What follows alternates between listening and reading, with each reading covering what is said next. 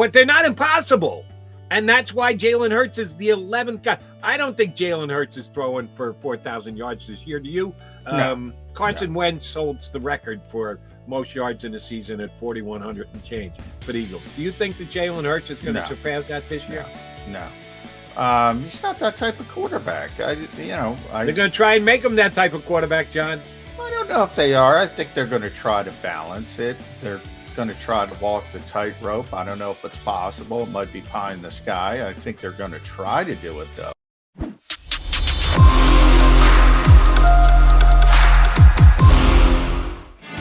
You got McMullen and McDonald, your Mac guys here on Birds 365. In about 20 minutes, there'll be a triple Mac attack because Glenn Macnow is going to join us, the host of the Eagles pregame show on their radio network. Looking forward to chatting up with Glenn. I did see this morning. I was on my Bet Parks app, Johnny Mac, because just looking to see if the odds for the Open, I call it the British Open, and they get ticked off whenever you do that, but I don't care. It's been the British Open to me forever. I put some action in on a couple of guys I like. Rory McIlroy was the favorite. I think he's probably going to win. And Sam Burns, who I got at 45-1. So I was just checking to see if the numbers had changed from when I put my action in yesterday, and they hadn't. But I flipped over to football, and I checked the MVP odds for the upcoming season. Did you know that Jalen Hurts is the 11th choice to win the MVP in the National Football League this year? That there are only 10 guys who have lower odds to win the MVP in the National Football League than Jalen Hurts, a quarterback who, according to some, the Eagles aren't comfortable with, but the betting public is comfortable enough to make him the almost a borderline top 10 MVP candidate. How does something like that happen, JM? Well, there was a spike a month ago. I think I mentioned it on the show. I compared it. We were just talking about Mitchell Trubisky. Remember there was a spike in the one-off season when Mitchell was in Chicago, showed some sides, and people are like, they're always looking for value. They're always looking for the long shot that might come out of nowhere. Right. And for me, that would be Trevor Lawrence. I don't know where he is on the list, but I would just, if you want to just go outside the box. But Jalen's one of those guys. I mean, nobody expects him to win MVP, but he's going to get big numbers. He had big numbers last year when he add in the rushing to the passing in theory, as Mike mentioned, because of A.J. Brown's presence. He should get better throwing the football. You add in maybe another 10 touchdowns, whatever, rushing the football. And all of a sudden, the numbers look really good. And people look at numbers when it comes to MVP. But, I mean, Aaron Rodgers, you got to hope he gets hurt. You got to hope Patrick Mahomes gets hurt. You got to hope Josh Allen gets hurt. You got to hope. I mean, we all know who the real MVP candidates are, and Jalen Hurts isn't one of them, unfortunately, for Eagles fans. But, hey, if you want to waste your money, waste your money. And you feel good about it that you're back in your hometown team. I wouldn't waste a lot of it, but if you hit, it could be a pretty nice hit. And, yes, I asked the question, but I know the answer. It's because he's a quarterback, and quarterbacks are always in the mix for the MVP. And it's more so about, I think, handicapping the Eagles than it is Jalen Hurts.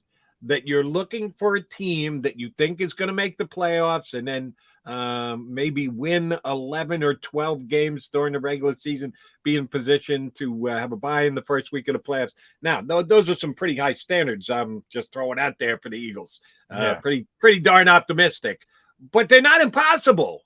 And that's why Jalen Hurts is the 11th guy. I don't think Jalen Hurts is throwing for 4,000 yards this year. Do you? Carson Wentz holds the record for most yards in a season at 4,100 and change for the Eagles. Do you think that Jalen Hurts is going to surpass that this year? No. He's not that type of quarterback. They're going to try and make him that type of quarterback, John. I don't know if they are. I think they're going to try to balance it. They're going to try to walk the tightrope. I don't know if it's possible. It might be pie in the sky. I think they're going to try to do it, though. I don't think they're going to just say, hey, Jalen, just go sit back and be a pocket quarterback. I think he's going to bail, and they know he'd bail. So I don't think they're going to do that. The problem is, and you're right. I mean, the Eagles are a good football team, and they might win 12 games, and they might go to the playoffs, and that might be the scenario. The problem is there's going to be other good football teams, and the other good football teams are going to have the high volume throwers, and whether it's Mahomes or Rodgers or even Stafford or Brady, and that's why that part of the equation is really difficult to match because somebody else is going to be good and they're going to have the quarterback throwing the football all over the field, where you're going to have this unique player who's a little bit more diverse that doesn't able to match up statistically. And that's why it's to me, it's a really, really long shot. And people looking for that value that have lowered his odds, they did the same thing with Mitchell Trubisky. It's not going to, hopefully it's better than that, but it's not going to work. Let's be honest. I feel more confident in taking a flyer with Jalen Hurts in the 2022 season than I would ever have taken a flyer. Oh, I laughed out loud when I saw those odds of people, pumping up Mitchell Trubisky. And that's not a LOL text. I literally laughed out loud, old school. People do it every year, though, Jody. And I can't blame them for it because wagering has become so prevalent. It's so easy. All you got to do is get an app on your phone and you can wager any place, anytime, anywhere. So that's Calvin Ridley knows that, unfortunately. Yeah, if you're not allowed to do it or you're not supposed to be doing it, then you can't do it. But you can, I can. I'm not afraid to say that I do. Not a lot. I don't bet on football. I bet on horse racing. I bet on golf. But every once in a while, I'll make a play, specifically like something with a futures angle to it, like picking the MVP. And I was surprised to see Jalen Hurts was as high as he was just in the listing, the overall positioning of guys who. And if you pick Aaron Rodgers, you're not going to win any money. You Right. know what's the fun of that?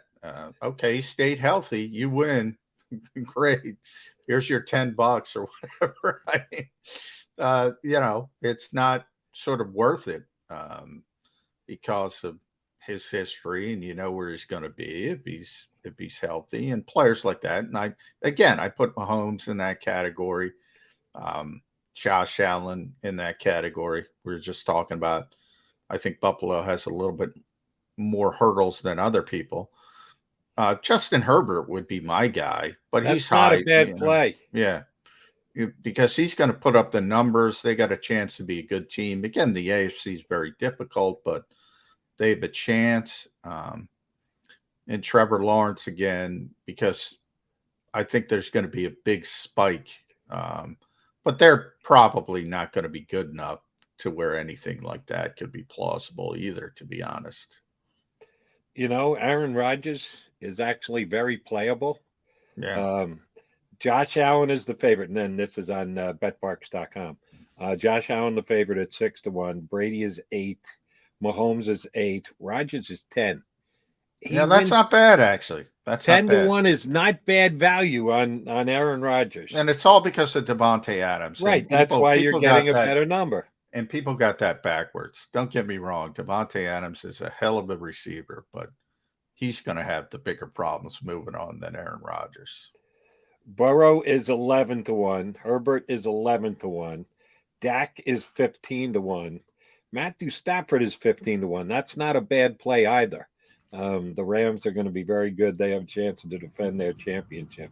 Russell Wilson, 16. Lamar Jackson, 16. Kyler Murray, 18. Derek Carr, 25. Deshaun Watson, 30. How can you play Deshaun Watson without knowing how many games he's going to miss? So you got to be a sucker to play that. And then unless you got inside information about no suspension, then you're looking good. Although he's still not going to be the MVP. But. No, he's got no chance. And then Jalen Hurts at 33-1. I think Jalen Hurts has a better chance to win the MVP than Deshaun Watson does. Oh, and so do I. That doesn't make Jalen Hurts a better player than Deshaun Watson. On the field. Right. Be on the field. Got to be able to play. And next after Jalen Hurts, Trey Lance at 40-1. maybe I'm out there on an island by Where's myself. Where's Kirk Cousins? Mike is, Tanier just talked up Minnesota. Where's Kirk? He's right behind Lance. Trey Lance is 40. Kirk is 50. Derrick Henry's 50. Cooper All right, Kupp. there's your value. Kirk Cousins is your value because you're getting 4,000 yards. If they're as good as Mike Tanier says, which I don't agree with, by the way, there might be your value because that guy puts up big, big numbers. If I were going to take a chance, I would stay true to myself. 2 is 50-1, and I think he and there we go. Tyreek will be putting up big numbers back and forth between the two of them. The problem is, can they beat Buffalo? You got to win that division to win the MVP. I just told you the way they're going to be crushed. Oh, I want to ask Glenn about this as a Bills fan, because I'm going through it in the break and I'm looking because I didn't remember the exact back and forth. It was 13 seconds, Jody. 13 seconds. Tony Romo declared the game over in the booth. They didn't kick the foot. They kicked the football out of the end zone instead of squibbing it to take more time off the clock. They gave Tyreek Hill 15 yards of cushion on the first play. They gave Travis Kelce 10 yards of cushion on the second play. That is devastating. And Sean McDermott, by the way, wouldn't talk about it after the game, wouldn't talk about it months later. That kind of threw Leslie Frazier under the bus. I think that's a bigger story. And maybe I'm wrong. Maybe I'm not there. We'll talk about it with Glenn. Glenn has a better, I assume he pays closer attention. But that is devastating. That is devastating. Yeah, Sean. We won't be having Sean McDermott on the show anytime soon. Not that we were going to get him, but McMullen is just stone cold crushing him here. That they got no chance to come back from that. I believe they do. They're a good football team. They're talented, no question about it. Look, I'm not saying you're not capable. Modern players might be better at this than older generation of players.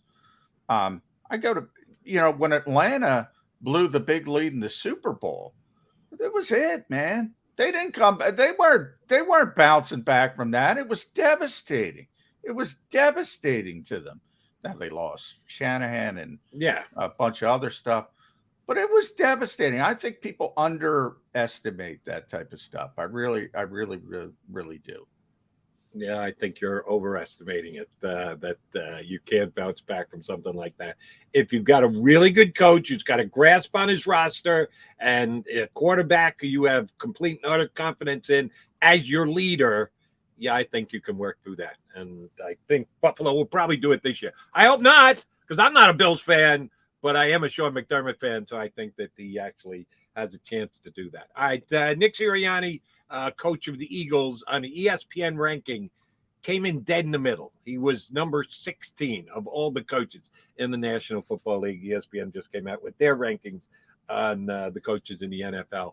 Andy Reid, numero uno, the ex-Eagle coach, and your boy Sean McDermott, Sean McVay, has moved past Belichick into number 2. Reid and Belichick were 1-2 last year. McVay, with the championship he won with the Rams, got up to the number 2 spot. Do you think that that's a fair ranking for the Eagles head coach? Do you think that that's where you would have put him if you had been asked to rank all the coaches going into this season? Second-year coach, made the playoffs in the first. He's in the top half just by the hair on his chin. He's number 16. Think that's an accurate rating for Sirianni? Well, I didn't see the list, so I'm going to ask you this question before I say, were there any rookie head coaches in front of Nick Sirianni? Was Brandon Staley ahead of Nick Sirianni? No, just behind him. I think Staley was like 18. Then I have no problem with it. Sirianni was 16 and Staley was 18. I have no problem with it. I think he did a good job as a rookie head coach, but he was a rookie head coach. Remember, he learned, tell people all the time. Yesterday, I was talking about it with young players, startup costs, same thing with coaches. We made a lot of mistakes early, a lot of positives, though. One of the biggest things I look for in coaches is the ability to adjust. He did it, man. He did it in season.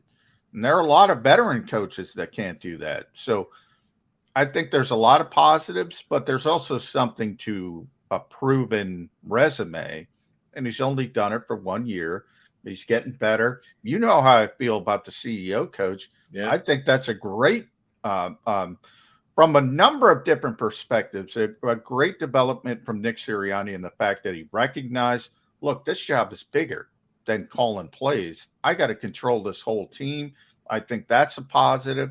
I think having the ego, the lack of ego, to realize I don't need to call plays. This is my offense. I can make it known during the week what I want done. And oh, by the way, if something happens in the game that I don't like, I can just take it right back. I like the fact that he doesn't need the ego boost of being the play caller. So a lot of positives with Nick Sirianni, but still very young, still very early in the process. I have no problem with 16. I would have had a problem if any rookie coach was ahead of him, because he was the best rookie coach in football last season. He made the playoffs in a year that not many people picked him to make the playoffs. People gave the Chargers a better chance because they had Justin Herbert, who had certainly shown that he had the chance to become a franchise quarterback pretty damn quickly, more so than the Eagles quarterback coming in with Jalen Hurts. I think they gave him the designation that he deserved. That is one of the things we'll ask G Mac now when he comes on, because you're right. One of the things that you should get a ton of credit for last year was changing on the fly, becoming a run-dominant team, because the passing game just wasn't up to snuff. And they said, we've got the best offensive line here. We can run the football. We can win games by controlling the clock and running the football. And they did just that. Will he be willing to do that again this year? If they start the season with a new run-pass ratio heavily on the pass, and that's why they went out and got A.J. Brown, was to be that kind of a team. If it isn't working and this team isn't putting up the record early that we think it should, and, oh, by the way, it's a pretty easy early schedule, will they go down that road again and return to being a run-first team? Let me get the thoughts of Glenn Mack now about that coming up next. All right, he's John McMullen. I'm Jody McDonald. We got a triple Mac attack coming your way, because Glenn Mack, now host of the Eagles pregame show on their radio network, is going to join us next here on Birds 365.